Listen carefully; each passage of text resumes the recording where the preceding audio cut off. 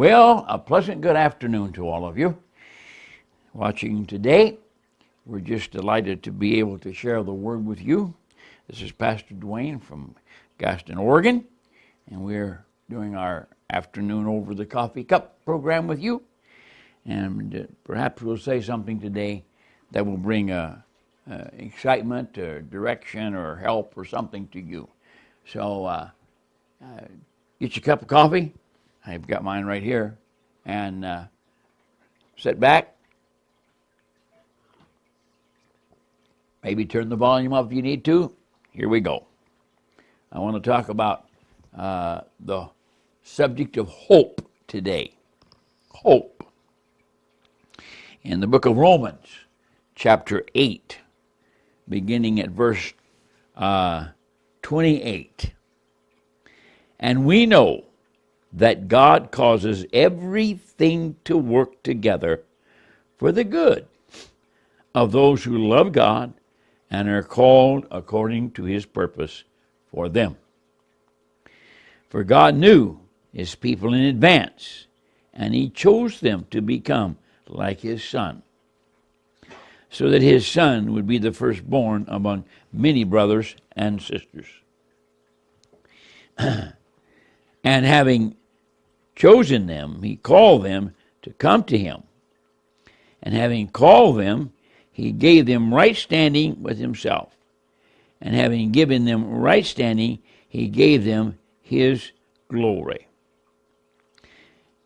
Verse 31, and what shall we say about such wonderful things as these? If God is for us, who can ever be against us? You know, even before we decided to follow the Lord, he decided in our behalf to choose us. We were chosen. We're very, very special. In the early days, when my children were very, very small, we had 3 children. I had 3 children. 2 of them were adopted, and the third one was a surprise. So we said, at that time, I was concerned about how this meshing together. Of course, they were all very small. And always thinking, well, maybe the adopted children, maybe they would have problems or whatever. But it turned the exact opposite. The 2 adopted were a little older, and they're all within a year or 2 of each other. The 2 oldest ones would say to the youngest one, who was the surprise, Mom and Dad chose us, but they had to take you. And so it became a joke. Well, this is not a joke that we're talking about today. We have hope of the future and everything that lies ahead of us, no matter how difficult life may be. We have the hope that God is for us because he chose us. I read in a devotion that we have about a young man who had kind of a difficult life. When he was very young, his younger brother died to some freak accident. And then he himself had adjustment problems. And then to top it all off, he was riding a horse and got thrown off and became paralyzed. And so he spent the rest of his life paralyzed. But he said, it was said of him, when he finally passed away, he kept the joy. Now, why could he be so happy in adversity? How could he carry on? Well, somehow, the fact of the hope that he was chosen, no matter what happened to him, to walk in that way of life and to bring joy to people in his adverse condition did something for him, and he began to realize what the Apostle Paul had written here in the book of Romans when he was writing this passage to the Roman church.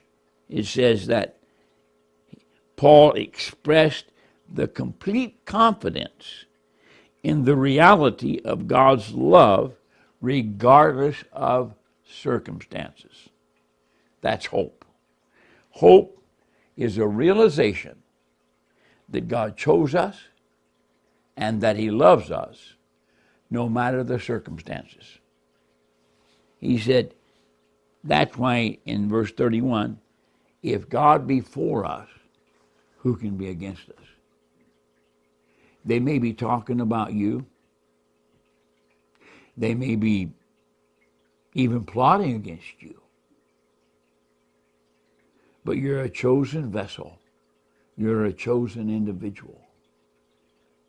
And whoever you are watching today, I want you to know that no matter what your condition is, no matter how adverse things may be or get to be, because the Bible teaches us that we will be persecuted from time to time as you walk with the Lord, because people don't always understand.